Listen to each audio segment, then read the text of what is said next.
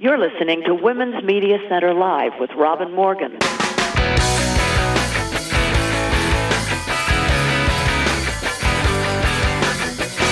Welcome to Women's Media Center Live. I'm Robin Morgan. And welcome back to the new abnormal. One of the new abnormals in today's program is an Inside the Headlines segment devoted to a single story. A story that's an example of how, if you don't know history in the first place, you are doomed not to recognize it when it repeats itself.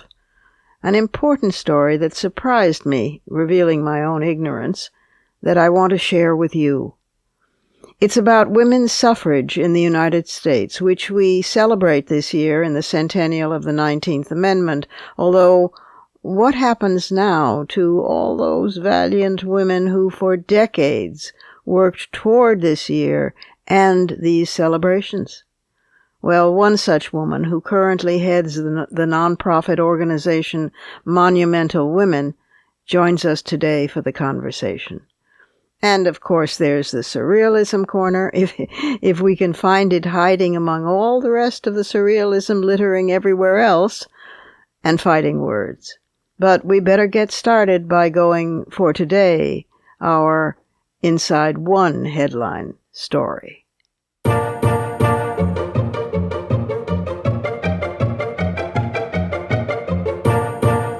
Today I want to go so far inside the headlines that we time travel back 100 years. Furthermore, this isn't a cluster of news items, but one story, and I'm indebted for being awakened to it by Alicia Haridasani Gupta, who is the gender reporter for the New York Times.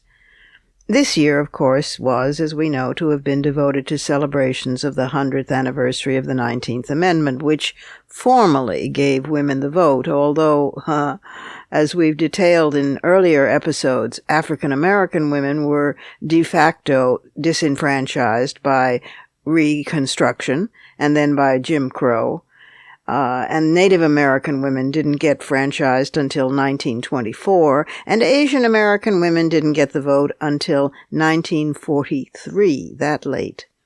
So this, to say the least, checkered history many feminists, myself included, have known and have continually tried, and still do, try to raise consciousness around. I also knew about the pandemic disaster, so-called the Spanish flu, but I rather densely had not conflated them. I had not connected them until Alicia Haridasani's excellent article in the Times.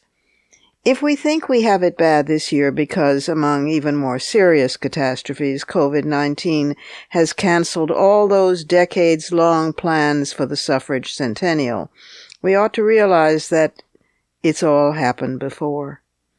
The Spanish flu hit in 1918, when suffragists were in full force making their case during the panic of that pandemic. Suddenly, public gatherings were banned, meetings and marches and plans canceled. Illness was everywhere. Both the House Majority Leader and the Speaker of the House fell ill, as did Carrie Chapman Catt, who was president of one of the two national women's suffrage organizations. Midterm elections were approaching, but rallies and speeches had been suspended. At its planned annual convention, the Illinois Equal Suffrage Association set the chairs 4 feet apart and had to bar the general public. People went masked. Nothing new is under the sun. Sound familiar? But women who had performed heroically and, yes, patriotically, during World War I, in factories and on farms and as nurses, again rose to the occasion and won new and renewed public admiration by filling the growing demand for nurses to fight the pandemic.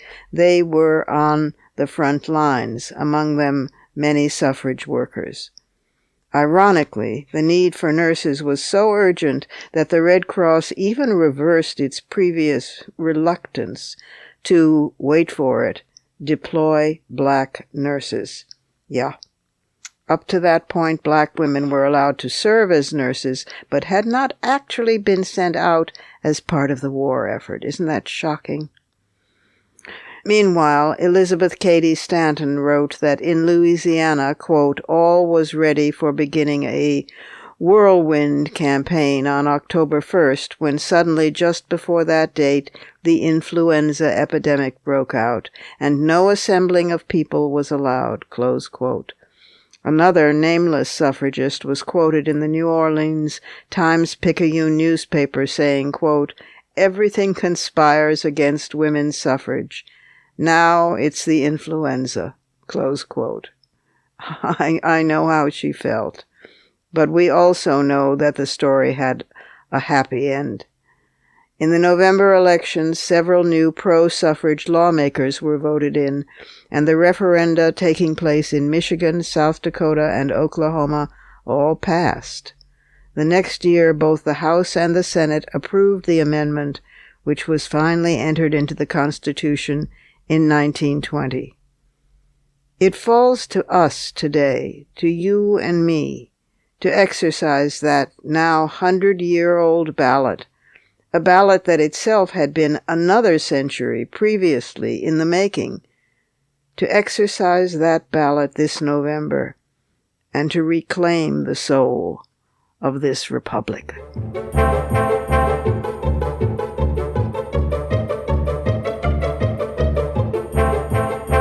We have to take our first break here, but still coming up is a lot. There's fighting words, which I think you might especially want to hear this week. And, of course, there's the conversation and many more things. But before we learn any of that, we have to go inside the place that is colonizing the planet, since it is everywhere, the Surrealism Corner.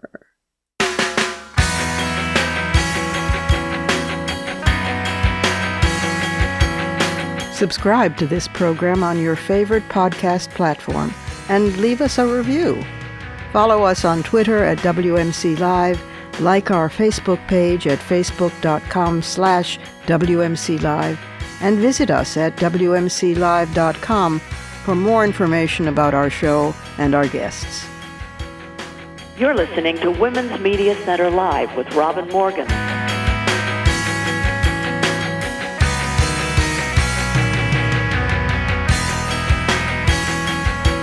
While thousands of scientists across the globe are searching day and night for the magical anti-coronavirus vaccine, the anti-vaxxers have woken up and know it's all a conspiracy.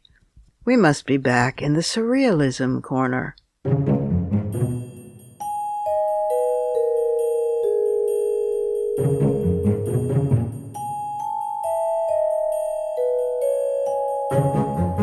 Yes, the anti-vaxxers are alive and vexing.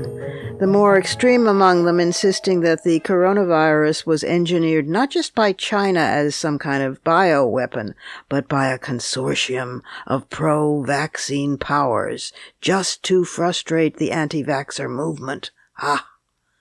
The megalomania of conspiratorial thinking always impresses me as being second only, in surrealism that is, to thinking that some divine cosmic force of inconceivable power is going to get cranky at you if you particularly, do not say the requisite number of prayers. Not only have the anti-vaxxers woken up, but the search for signs of intelligent life in the universe, SETI, S-E-T-I for short, has closed down. Well, sort of. It's paused. The great radio telescopes continue sending and receiving signals, but what I used to lovingly call the people's search is on a pause. For the last 21 years, ordinary folks, armchair astronomers, citizen scientists, me, were able to participate in SETI, thanks to a screensaver called SETI at Home. Once you'd installed this on your computer, you see, the program would periodically download data from the University of California at Berkeley and process it at night when your computer was idle, and then send it back. But on March 2nd, the founders of the SETI at Home effort announced on their website that they were taking a break. because the team needed time to digest its decades of findings. At its highest count, there were 100,000 SETI at-home members, and almost 2 million computers subscribed to the program, but it has since declined 20-fold. I immediately, of course, began worrying that this was because the team had given up on finding intelligent life anywhere, including or especially here at home. But no. After 21 years, the founders, Dan Wertheimer at UC Berkeley, and Eric Corapella, the current director, and Jeff Cobb, the software developer, are getting older. They're getting ready to retire, and they haven't had time to analyze the data that is weighing on their mind and on their computers. So although they're not formally searching anymore, they're now sifting. Let's do hope they find some intelligent life somewhere. Although, if that life looked in on this planet right now, I doubt it would want to be discovered. But I'm sad to lose the participatory form of SETI, nonetheless. Then again, would you want to be contacted by a planet with a global pandemic, a madman in charge of its sole superpower, lots of nuclear weapons stored away, global warming, half of its citizens disempowered because of their sex, and the majority of their citizens disempowered because of the quantity of melanin in their skin? Run and hide, little alien, scamper away. Speaking of which, the planet, how about this latest news item, which sent me into paroxysms of dark laughter by its simple over-the-topness, its too-muchness. You may have heard or seen this news bit, even though you might have had a more sober reaction to it than my hysteria, but some days I do reach a point where I think, okay, this has moved now from Grimm into Shakespeare and even Webster, then into the Greeks, and now it's biblical. The news item was that the United States is being invaded by hordes of what are called Asian giant hornets. Yep. After biblical, I think we circle back to Hollywood horror. These bugs apparently migrated from Japan, where they're considered a delicacy to eat, but let's pass over that. They migrated into the northwestern United States, which are trying to deal with them. They decapitate honeybees by the thousands, and their venomous stings have apparently killed 70 humans in Japan. They're 2 inches long and they fly. Why am I laughing? And they're now in the U.S. Isn't that special? Are we doing anything about it, by the way, like, I don't know, tracing them? Do we know how to trace them, or to trace anything else for that matter, like, say, the validity of our votes in November? Or how about the virus? Do we have any national leadership on any front at the moment other than Trump giving an interview at the Lincoln Memorial whining about how badly he's been treated? Worse than Lincoln, he says. As usual, he performed with malice toward all and charity toward none. These days, my friends, what is not surreal?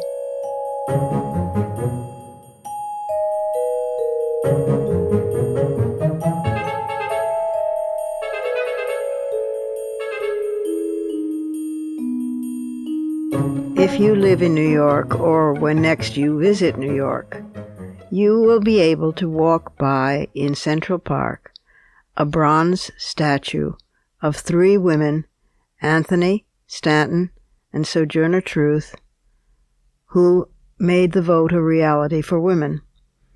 The women who made the statue a reality were a small band of intrepid souls who toiled against bureaucracy and against money needs and everything else for a very long time.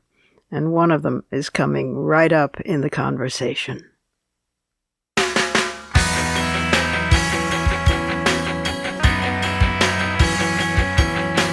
The Women's Media Center, founded in 2005 by Jane Fonda, Gloria Steinem, and myself, is a progressive, nonpartisan, nonprofit organization working to make women visible and powerful in media. You can learn more about the WMC at womensmediacenter.com. You're listening to Women's Media Center Live with Robin Morgan.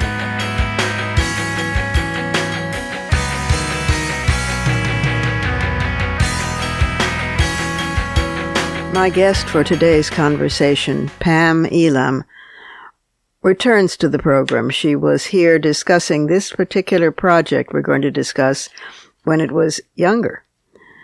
Pam has worked in various capacities for New York City government and its elected officials from 1980 to 2008. She retired from government service and is now a consultant working pro bono for nonprofit women's organizations, including Monumental Women, of which she is currently the president. She made her first public speech in support of women's rights when she was 13. And I love that. She has organized and managed countless programs and conferences, etc., including the first ever presidential candidates debate on women's issues in New York City in 1988, the effort to get the New York City Council to approve legislation in 2004 naming Susan B. Anthony and Elizabeth Cady Stanton Corner near the site where Anthony and Stanton wrote their newspaper, The Revolution. She co-organized the Freedom on Our Terms conference in New York City in 2007. She created Women's Rights Historic Sites, a Manhattan map of milestones in 2008. These are just a few examples of the work that she's done. Here is Pam Elam for Monumental Women. Pam, welcome back to the program. It's great to be with you, Robin. Well, this isn't quite the centennial celebration of the 19th Amendment that any of us had planned now, is it? With plague stalking the land and the planet, what does the coronavirus do to all the plans for this suffrage year, and in particular, Monumental Women and the Great Pioneers Monument? Well, as you might expect, Robin, we persist and we continue to plan for our August 26th unveiling of our Women's Rights Pioneers Monument in Central Park, honoring, of course, Sojourner Truth, Susan B. Anthony, and Elizabeth Cady Stanton. So the plans go forward.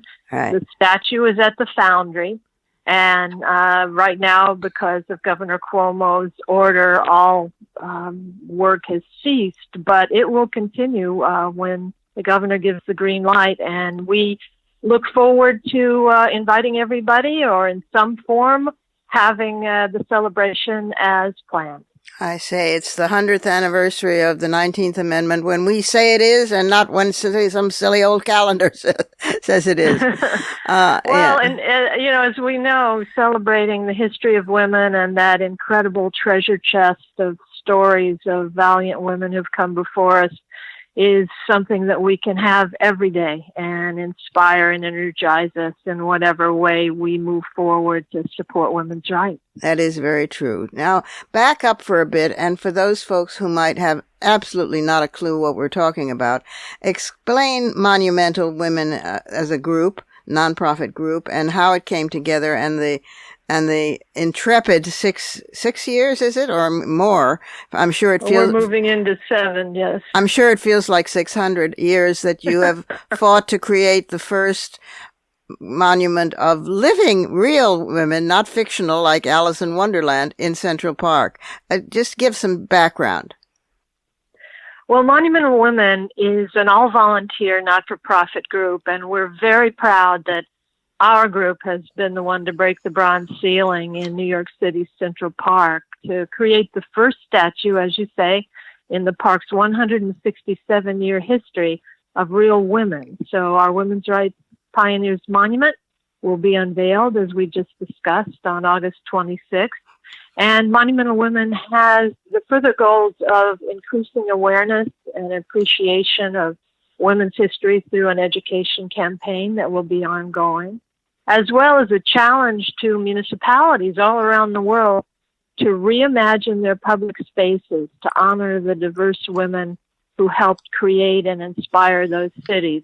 So we work on a number of levels, and will continue to work on a number of levels to move history forward and encourage people rethink the past in order to reshape the future. Yeah, that's very exciting. And you went through, I would say, hell, you would be much more diplomatic, I'm sure, with the city, with the state, with the Central Park Conservancy. There are, how many, something like 50 some odd or more monuments, statues, heads, busts to men in the park, aren't there? And then there was Alice in Wonderland, which some guys claimed, well, you have women in the park. What are you complaining about? She's right there with the Mad Hatter and the March Hare. How many statues of men are there in the park, or representations? Well, there are 23 statues of men in the park, but it's even worse if you look at the number in New York City in general. There are about 150 statues in New York City. 5 of them are women. So the figures are deplorable, as we know, and that's why, it's not often that you get a chance to be a part of something truly historic, and that's why the going on 7 years of work for Monumental Women means so much to us. And yes, we met bureaucracy at every level, and every entity with which we dealt. I, as you know, worked for New York City government for over 25 years, and yes. I know my way around. Right. Meeting, roadblock after roadblock after roadblock really was surprising in a lot of ways in a place that is allegedly progressive. Yeah. We had to, as you know, deal with the Parks Department, the Central Park Conservancy, the Public Design Commission, the Landmarks Preservation Commission.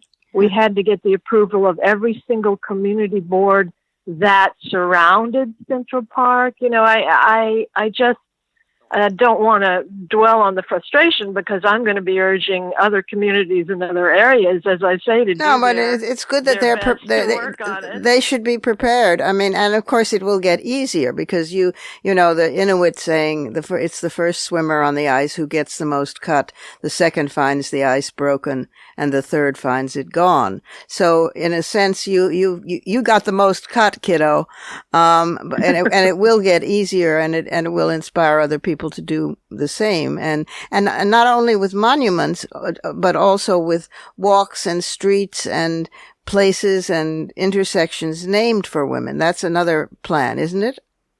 Yes, and it's a goal of ours, if we can raise enough money, to be that resource, that clearinghouse for communities across the country and across the world who can contact us, learn from our experience, and if we're lucky enough to raise enough money, I would love it. It's on my dream list to be able to supply seed money to some of those groups and organizations, because I know how much it would have meant to us to have folks express support early on. And as you say, not everybody can do a statue. Not everybody can spend 7 years of your life and get private funding for $1.5 million to build a statue.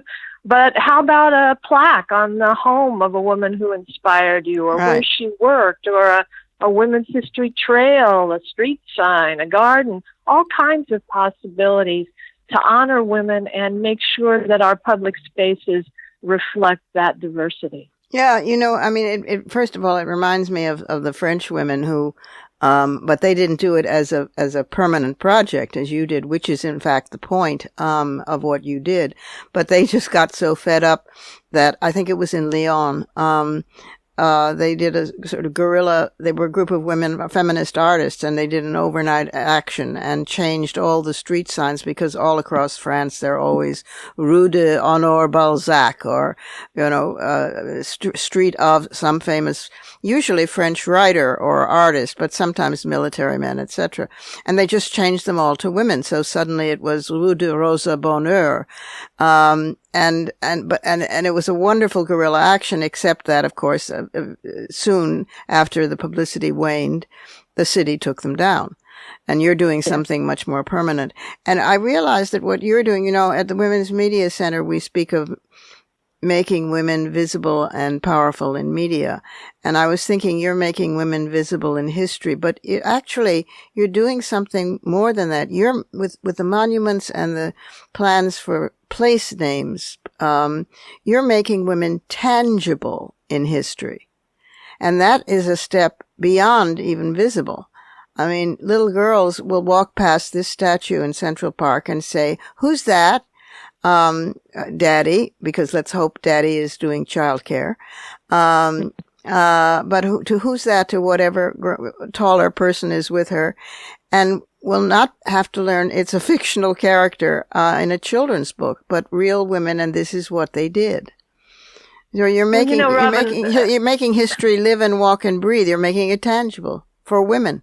Well, thank you for saying that, because that is exactly our goal. And we want people to, when we unveil, see that women's rights pioneers monument and think, oh, it's a beautiful work of art. But more than that, we want them to feel inspired and energized to carry on the battle for full equality for women in our lifetime. Right. So we want people to go away from it and think, well, what can I do on any level, whether it's finally getting the ERA passed or other kinds of things that we know all too well and have been working on all too long. But, the saddest thing to me, Robin, right, of this whole thing was that how many millions of people walk through Central Park over all these years, and so many of them never even noticed that real women were missing. What does that say about the discrimination women face and the invisibility?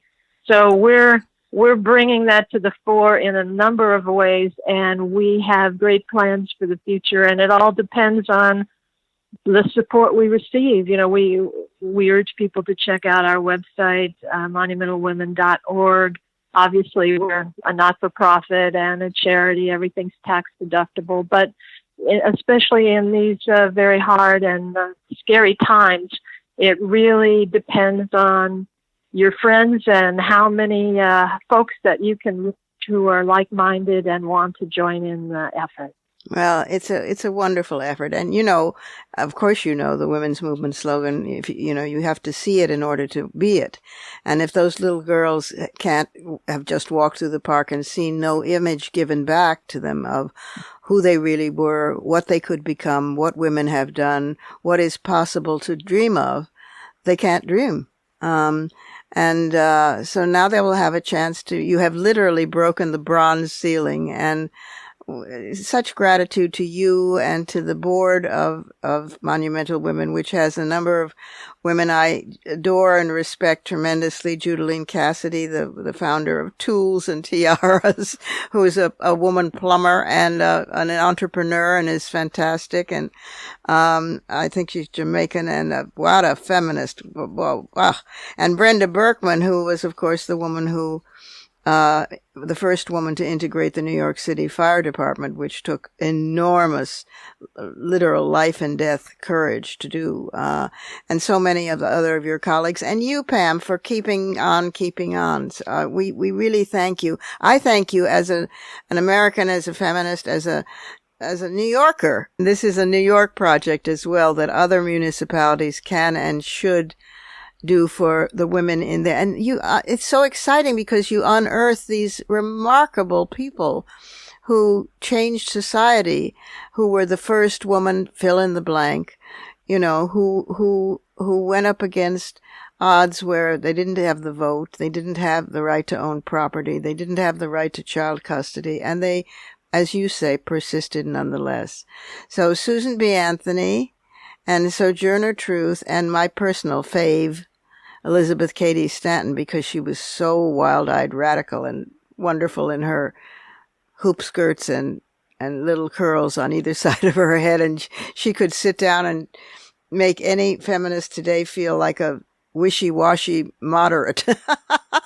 Well, I appreciate everything that you said, Robin, and it's very kind of you. And I agree that the fact that all three of these women were New Yorkers and contemporaries and often shared the same stages, went to the same meetings, a lot of people don't know that history or that connection. And it's very fitting that our monument focused on these women who dedicated their lives, as we know, to fighting for justice and equality. And the statue conveys the power of women working together to bring about revolutionary change.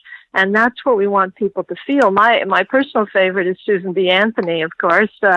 I discovered Susan B. Anthony when I was about 12 or 13 years old, just looking for any book that was about women in my school library. And from that moment on, she has been my North Star. So the nice thing about it is we get a chance to pay back a little bit in terms of making the stories of these women widely known. And Brenda Berkman, you mentioned Brenda. Brenda is chairing our education campaign. And these statues, in addition to being able to look at them, people can actually hear them talk in a way. We're going to have an app that you can access on your phone or tablet where we will have women read some of the words of these women, talk about the actions and the outstanding efforts they have made to achieve justice. And that's just the beginning of the education campaign, but it's a chance for us all to honor the valiant women, say thank you, but also complete their journeys toward justice by moving forward to work on every level to make sure women have an equal chance everywhere in the world. Oh, how cool. That app sounds fantastic. And I should mention that the sculptor of the wonderful bronze statue is Meredith Bergman. And her works include the Boston Women's Memorial and the September 11th Memorial on the Cathedral of St. John the Divine in New York City, and many more. So this has been a collaborative work of feminists who care about history, care about facts. Facts, folks. What a lovely thing these days to remember facts. And one way or the other, plague or no, pestilence or not, we will get through and celebrate this remarkable monument. Thank you so much, Pam, for the work that you've done and are doing and will do, and the same to your board, and the same to the three subjects of the great statue. Thank you, and thanks for being with us today. And thanks to you, Robin, for the inspiration that you give all of us and the incredible work over these years that you have done to change the world. So thanks to you. And now for one last brief pause before we're back with some fighting words.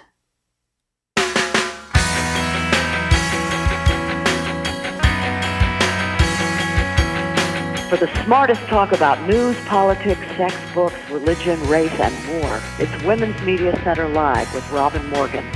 Audacious, witty, provocative, informative, and fun. It's Women's Media Center Live with Robin Morgan. Talk radio with a brain. Rationality of late has become a fighting word.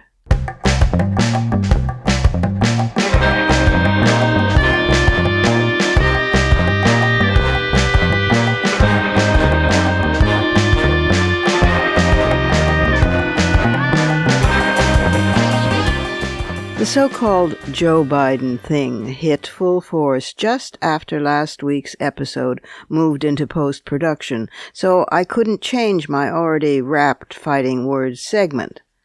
But waiting is not necessarily a bad thing in such circumstances. It gave me an opportunity to cool down from volcanic levels, read and listen to different opinions, and do some research of my own. Many of you wrote asking that I comment on the subject, so I hope that what I learned via my enforced patience is useful. Here goes. A. I join those women expressing frustration that accusations against Biden are being examined in greater detail and intensity than Donald Trump's far more numerous, even self-admitted sexual attacks. Trump hasn't been asked about these at least 25 assaults in many months, possibly years. How come the press dropped that story? B. I was shocked at the shock of pundits who gasped that Senators Kamala Harris and Amy Klobuchar, Michigan Governor Gretchen Whitmer, and former Georgia State Senator Stacey Abrams all vouched for Biden as being a, quote, decent man. Leave aside the depressing thought that post-Trump, plain decency is now a major qualification for the presidency. Leaving that aside, why are the pundits shocked? These women are being considered for the Veep nomination. Or have our purity standards again been affixed to women when they would not be to men? C. I share the resentment of many other feminists that, as Jessica Bennett and Lisa Lurer reported in the New York Times, quote, the burden has been placed on women to defend Biden and face accusations of hypocrisy from some on the right. Women have been expected to discuss the allegation. Their male colleagues have not, close quote. Their male colleagues did not notice this or write about it, so therefore, thank you.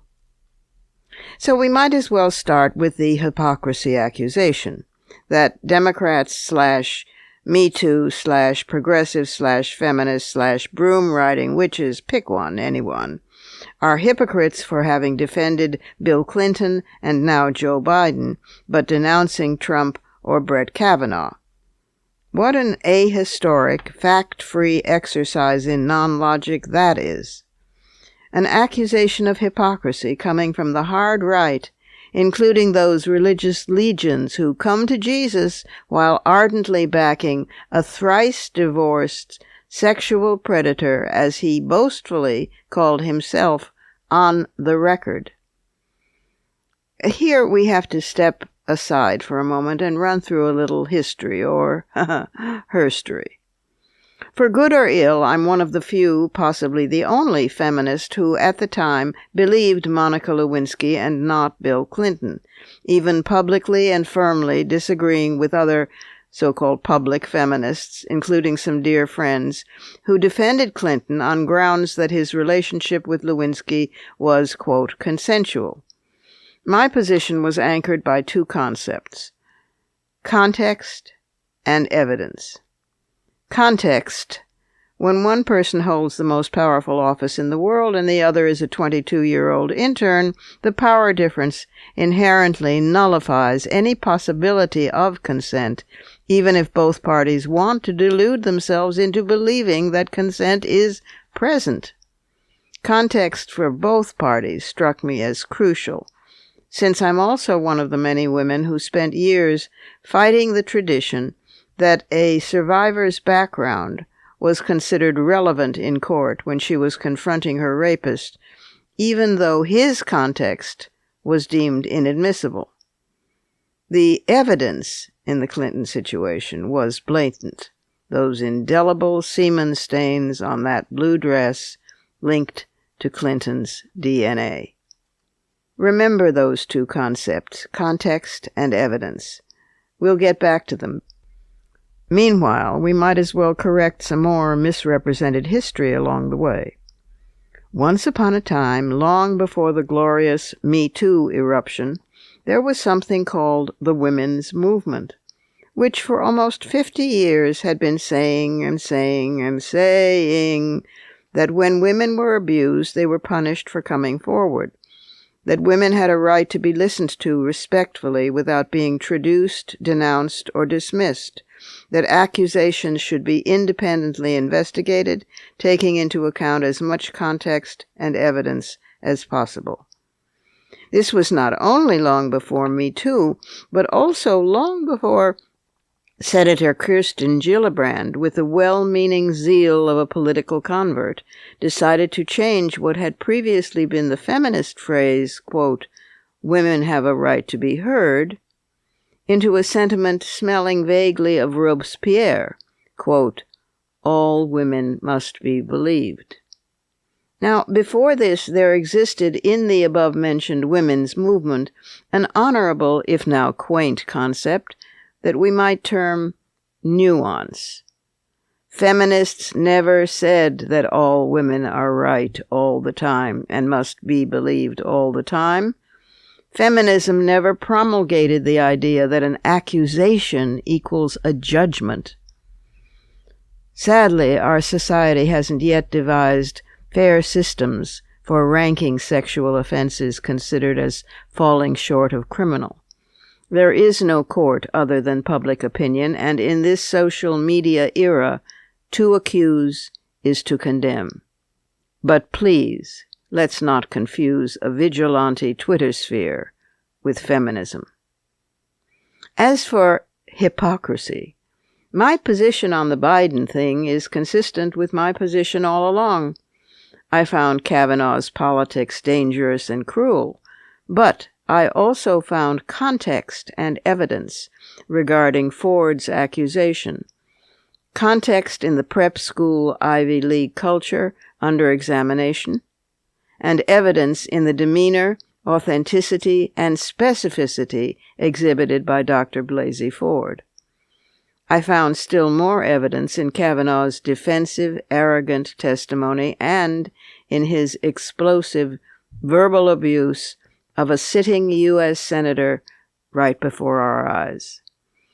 As for Trump, since he's proudly admitted to the behaviors of which he stands accused, he has provided both context and evidence so convincingly that for once, despite all his other lies, on this front, I believe him.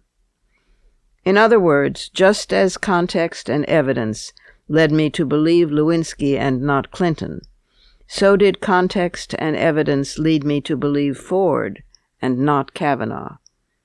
And now I believe Joe Biden. But that does not necessarily mean I don't believe Tara Reade. Here's a stick of gum. Walk with me a while. I refuse to critique Reade or her charges. I believe in her right to come forward, speak her pain, and be taken seriously.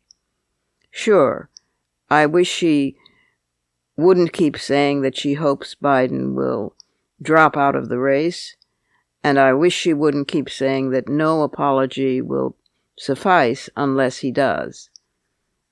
And I wish she hadn't waited 21 years until Biden was besting her chosen candidate, Sanders, because all that casts a political shadow across her actions. But I also understand why she and many survivors wait, as I myself did. Sure, I can imagine her as a young, beautiful woman with a self-confessed adoration for Biden because his legislation was championing battered women, and she had been one. Sure, I do admit confusion over her reported adulation of Sanders and her written rhapsodies to Vladimir Putin. To me, that's one hell of a weird trio of male idols.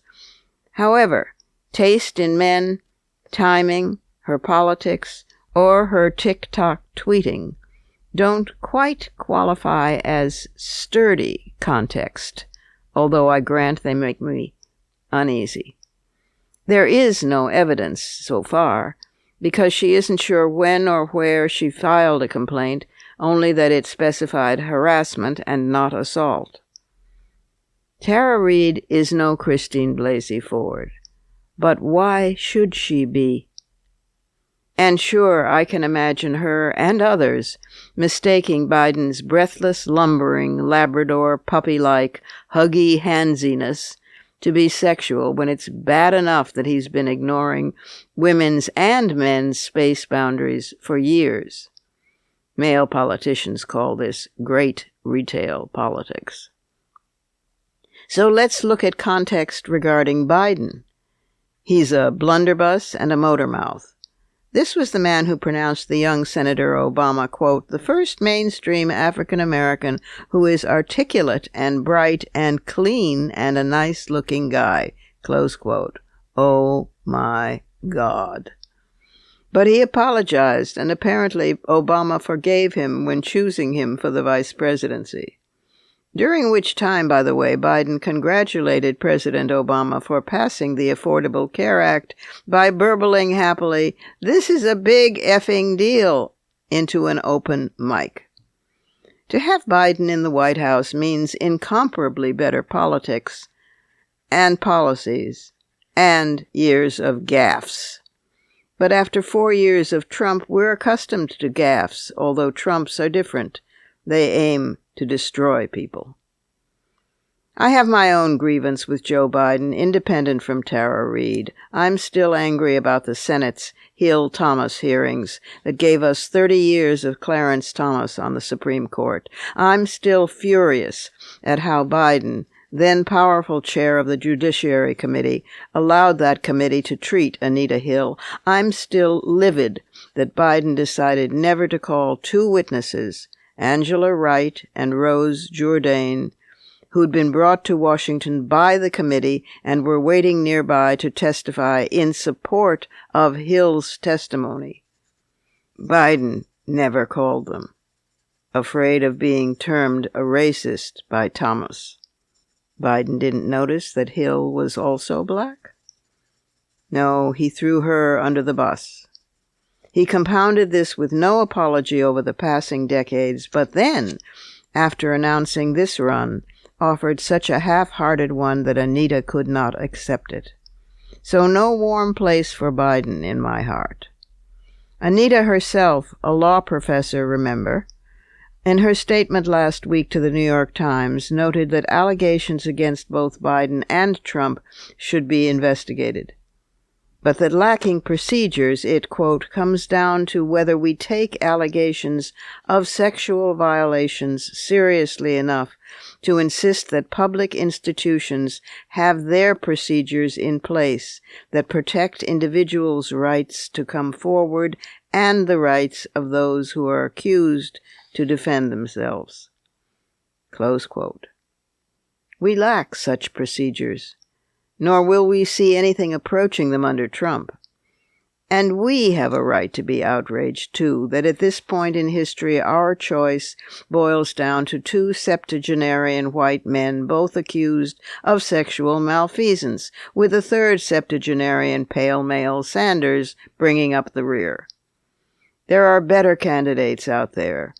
There were some strong candidates among the cast of thousands competing for the Democratic nomination. Yes, Biden has a lifetime of largely progressive public service plus proximity to the Oval in crucial experience. But that doesn't mean he gets women. None of these guys get it. You can chalk it up to their age, but that doesn't excuse young sexist men. At least Biden frankly views himself as transitional and has committed himself to naming a female VP running mate. But Biden should have transitioned himself to respond Reade's allegations as soon as they surfaced, without pushing Democratic women to defend him first. He should have avoided that deer-in-the-headlights look of bewilderment as to how he could possibly be accused of this. Still, unless I missed some major epiphany, to date not one of the male multitude accused of sexual misconduct, even those who might be innocent, has made a statement worthy of belief. A few came close, but missed. Here's what Biden could have said immediately. I recognize and respect Tara Reade's courage in coming forward to tell her story in a world not notable for listening to women.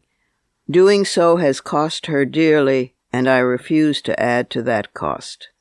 The acts of violence against women in this country and across the world are chronic and pandemic.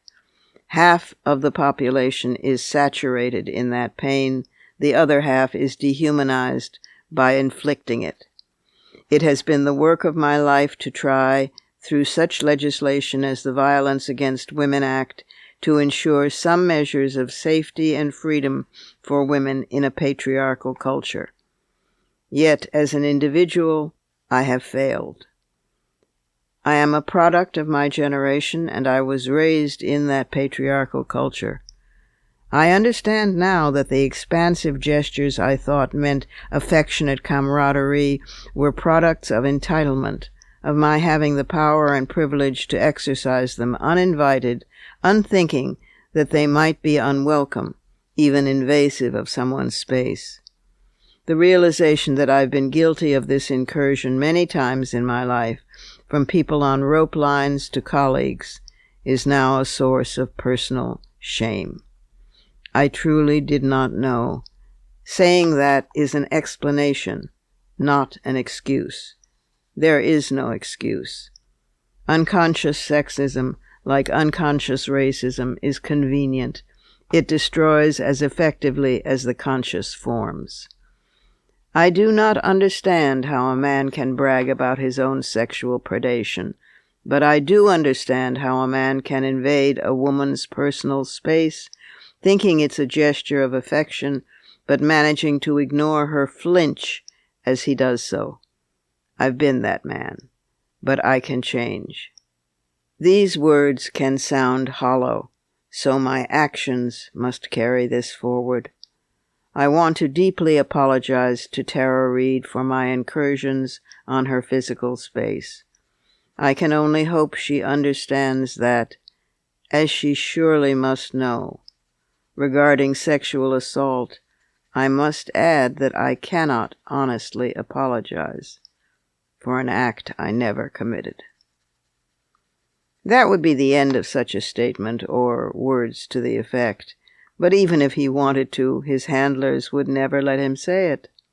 Yet such a statement actually meant would go far toward a much-needed healing.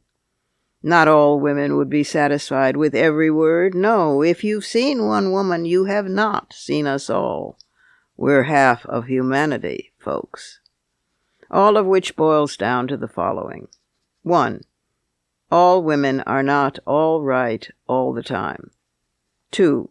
Believing Biden did not assault Reid does not mean believing that Reid has not suffered. 3. People who are incapable of ambivalence are untrustworthy. You might have guessed by now that I still will vote for Biden and his female running mate in November. Not voting might feel pure to some, but it's a vote for Trump. Voting for a third-party candidate is a vote for Trump. A write-in vote is a vote for Trump. If you're tempted to commit such insanity, just go vote for Trump and face yourself. He has embarrassed us, divided us, corrupted us, betrayed us, and now, in urging states to choose business over human life, he is murdering us. If we're dead, or the planet doesn't make it through the next 50 years, depending on what we do in the next 4, it won't matter whether women are listened to. Hell yes, I wish my candidate was Speaker Nancy Pelosi, or former National Security Advisor Ambassador Susan Rice, or any other among many qualified women. But our day will come. For now, it's Biden, and polls show him beating Trump, even carrying Joe Sixpack's vote. For now, I have vowed to vote for anyone, including a gerbil, to free our White House from Donald J. Trump. Go, gerbil, go. Those are my fighting words. Add yours on Twitter, and remember to tag us at WMC Live and use the hashtag Fighting Words.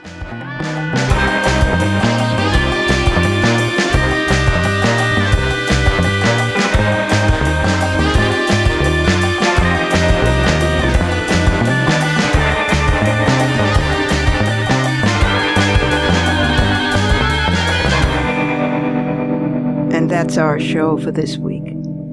We're off next week, but we'll be back with a brand new WMC Live. You can follow me on Twitter, Facebook, and now Instagram at The Robin Morgan, and you can check out my blog at robinmorgan.net and find my latest book of poems, Dark Matter, and my brand new novel, Parallax, wherever books are sold. Opinions expressed on this program do not necessarily represent the Women's Media Center. Here's the family for Women's Media Center Live. Executive producer as well as founding and sustaining sponsor, Regina K. Scully.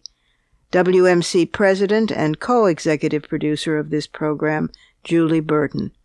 I'm Robin Morgan, your producer and host. Thank you for being with us. Join us again next time on Women's Media Center Live.